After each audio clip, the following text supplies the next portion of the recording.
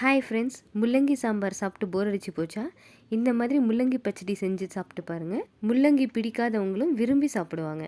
இது செய்ய தேவையான பொருட்கள் என்னென்னு பார்க்கலாம் வாங்க. 5 பச்சை மிளகாய், 5 பல் பூண்டு, 2 முள்ளங்கியை ரவுண்டாக கட் பண்ணி வச்சுருக்கோம். பாதி வெங்காயம் வேக வைக்கிறதுக்கு, பாதி வெங்காயம் தாளிப்புக்கு எடுத்து வச்சுருக்கோம்.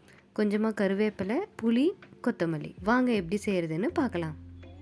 ஸ்டவ் ஆன் பண்ணிவிட்டு ஒரு பாத்திரத்தில் கொஞ்சமாக தண்ணி ஊற்றி நல்லா கொதிக்க விடலாம். நல்லா கொதி வந்ததுக்கப்புறமா பூண்டு, பச்சை மிளகாய், முள்ளங்கி, கட் பண்ணி வச்சுருக்கிற பாதி வெங்காயம் எல்லாத்தையும் சேர்த்து நல்லா வேக விடலாம். இது செய்கிறது ரொம்ப ஈஸிங்க. வீடியோவை ஃபுல்லாக பார்த்துட்டு மறக்காமல் நம்ம சேனலை சப்ஸ்கிரைப் பண்ணிக்கோங்க.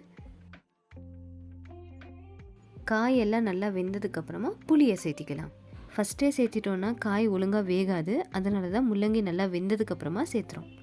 கடைசியாக கொஞ்சமாக பொட்டுக்கடலையை சேர்த்துட்டு ஒரு 2 நிமிஷம் போல் வெந்ததுக்கப்புறம் ஸ்டவ் ஆஃப் பண்ணிடலாம்.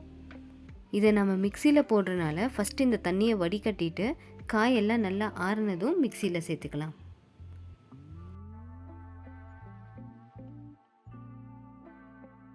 இப்போது ஒரு பாத்திரத்தில் கொஞ்சமாக எண்ணெய் விட்டு கடுகு சேர்த்திக்கலாம். நல்லா பொரிஞ்சு வந்ததும் ஒரு காஞ்ச மிளகாய், பாதி வெங்காயம், கொஞ்சமாக கருவேப்பிலை போட்டு நல்லா ஃப்ரை பண்ணிக்கலாம். நல்லா வதங்கினதும் மிக்சியில் அரைச்சதை சேர்த்துக்கலாம். நம்ம ஃபில்டர் பண்ண அந்த தண்ணியையும் இதுலேயே சேர்த்துக்கலாம். களி சாதத்துக்கெல்லாம் ரொம்ப நல்லாயிருக்கும். இது செய்யறதும் ரொம்ப ஈஸி. தேவையான அளவுக்கு உப்பு சேர்த்துருக்கோம். ஒரு 5 நிமிஷம் போல் நல்லா கொதிக்கட்டும். கடைசியாக கொத்தமல்லி சேர்த்து இறக்கணுன்னா சூப்பரான முள்ளங்கி பச்சடி ரெடி. நாளைக்கு இதே மாதிரி ஈஸி ரெசிபீஸோடு சந்திக்கிறேன். டாடா, பாய்.